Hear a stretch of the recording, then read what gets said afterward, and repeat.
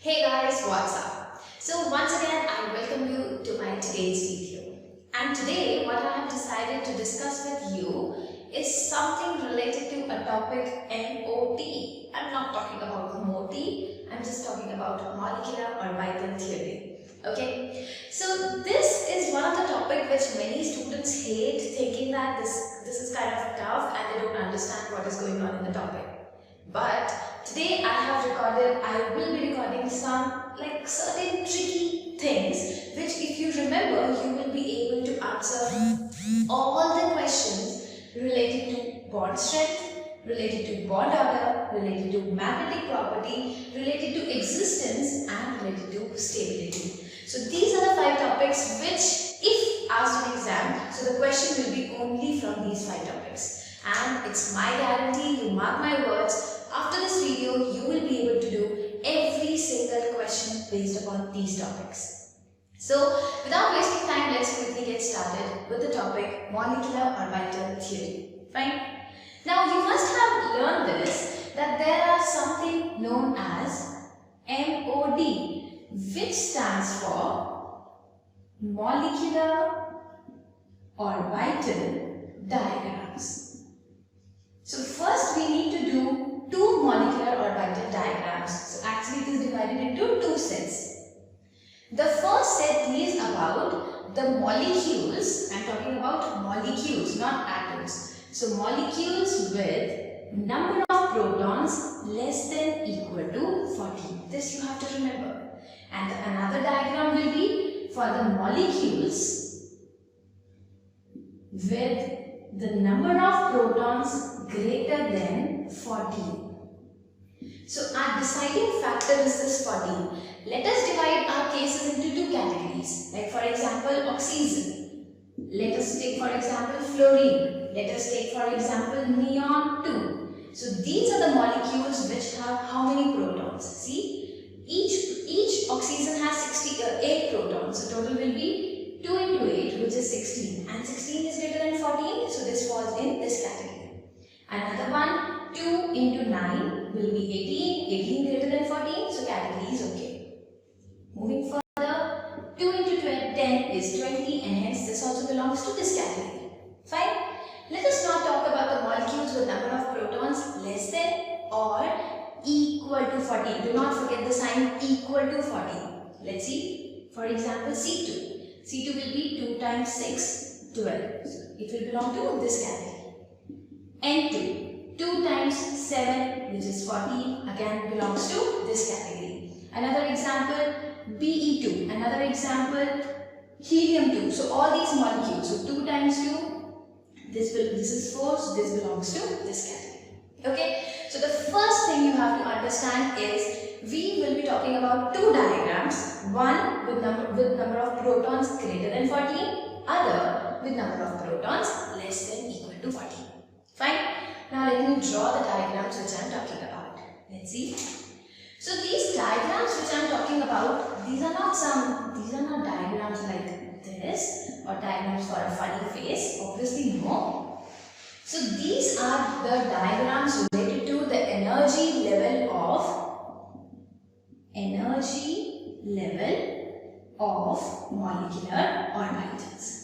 You know the energy level of orbitals, right? Sigma 1s, sigma star 1s, sigma 2s, sigma star 2s and so on. So now we will be talking about the energy levels.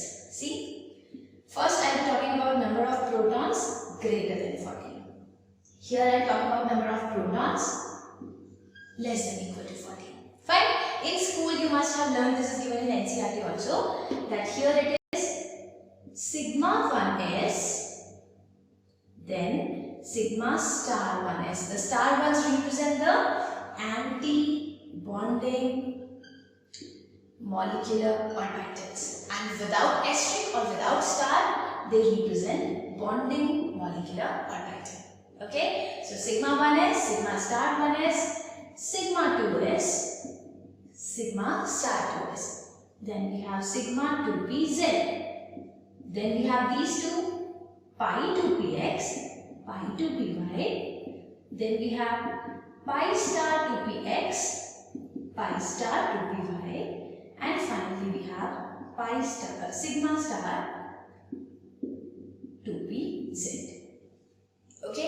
I draw this diagram for number of protons less than equal to 14, so I will be drawing like sigma 1s, sigma star 1s, sigma 2s, sigma star 2s. Then we have pi to px, pi to py. Then we have pi star to px, and here we have pi star to py, and finally we have sigma star to pz. Okay, let's try to see what is the difference. Sigma 1s, same. Sigma star 1s, sigma star, sigma 2s, sigma star 2s. So till here everything is same. But and if you look at the top one and the second last one, these are also same, so no problem here. The only difference we have, okay, here I forgot to mention, here in between we have sigma 2pz. Yes. Now see, here sigma 2pz was below pi 2px and pi 2py.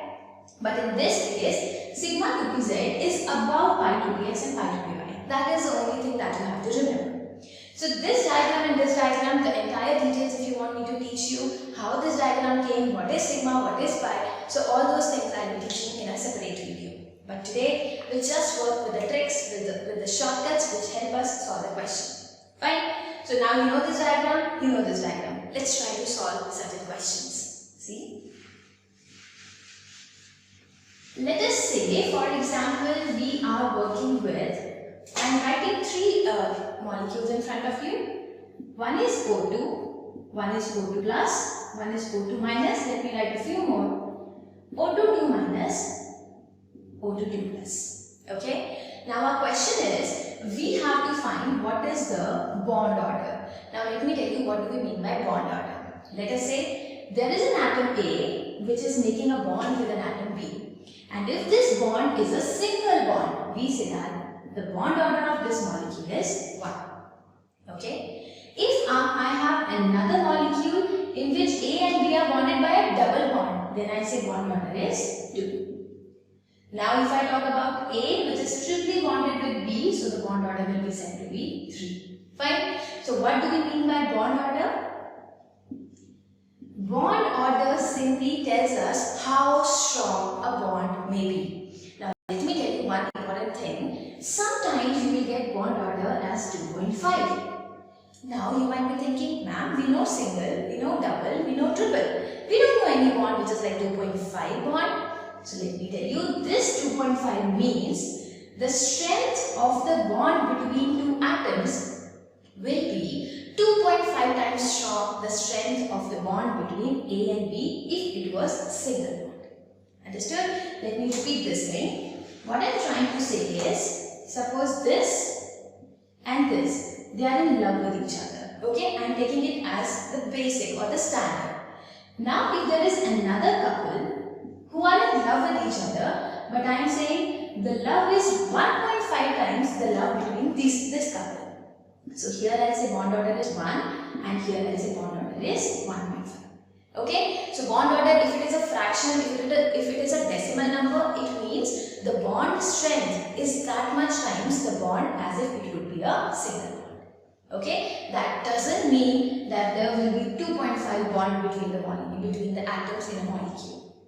Fine. So this was about bond order. And how to find out bond order? There is a formula for bond order which is half Np minus Na. Now what do we mean by Np minus Na?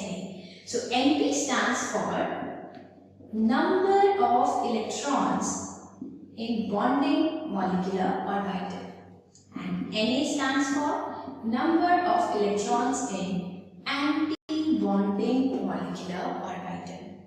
Let me explain you this thing with the help of one example. Let us say we are talking about H2.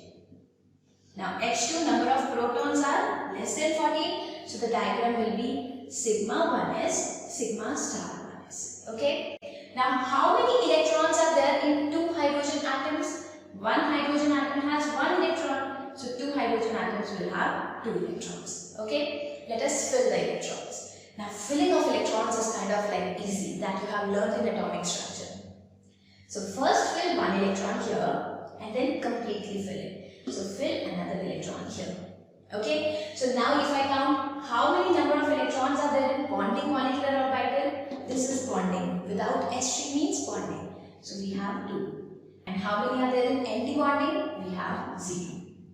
Fine. So now if I substitute this in formula, half 2 minus 0, which is 2 by 2, which is 1. Now see, I got the value as bond order is 1. And what do we mean by bond order 1? It means if you join H and H, there will be a single bond between the 2 hydrogen atoms. Fine? I hope this, what do we mean by bond order? This concept is clear. Now let us see what do we mean by bond strength. Okay, let us do that also. Now see, if I talk about bond strength, as per the name suggests, strength means how strong you are, how strong your muscles are. So strength means how strong a bond may be. Now this you have to remember that the bond strength is directly proportional to bond order. That means if there is a single bond, the bond strength will be less. If there is a double bond, obviously the bond is more stronger. And if there is a triple bond, the bond is like very strong. So if bond order increases, you can see that the bond strength also increases. Understood? So if you understood what bond order is, you can easily understand how to define bond strength also. Fine? Now one more thing I tell you. If bond order is more, you understood that bond strength is more.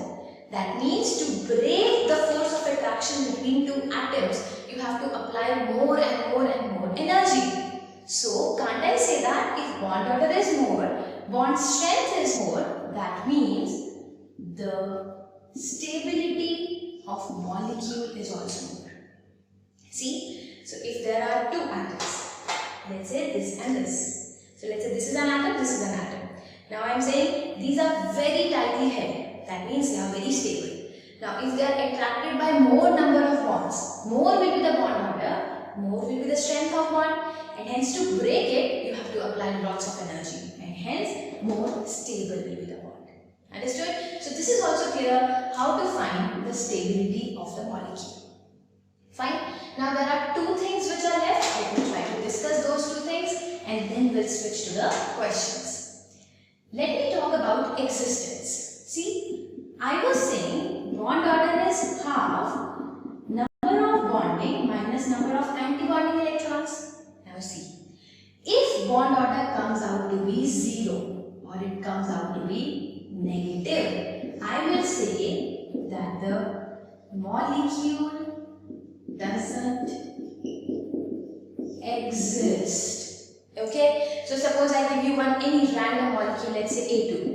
And I ask you whether this exists or not, how will you do? You will simply draw the diagram. From that diagram, you will find out what is the bond order. Okay? If bond order comes out to be 0, then you say, the molecule doesn't exist. If bond order comes out to be a negative value, you say, the molecule doesn't exist. Okay? So, now I think you are clear with the existence of molecule also. Now, let's see. Last thing, which is about the magnetic nature. I hope you know this thing, that there is a substance which is known as paramagnetic. You know, paramagnetic substances are those which can be attracted towards a magnet. So suppose there is a substance and this is a magnet. If you keep this substance close to the magnet and if the substance is attracted towards the magnet, that substance is said to be paramagnetic. Okay, and on the other hand we have diamagnetic, and diamagnetic is the substance which is repelled by a magnet. So if this is a substance, this is a magnet, this substance if you keep it close it goes away. So that substance is said to be diamagnetic. Okay, how do we decide whether the substance given to us is para or diamagnetic? Diamagnetic can be decided if all electrons are paired. So if all the electrons in the molecule are paired, that means there is no unpaired electron, the substance will be diamagnetic. But if we have any unpaired electron, then the substance will be said to be paramagnetic. Understood? So I hope now the theory part is clear to everyone. So let us now move on to question answer.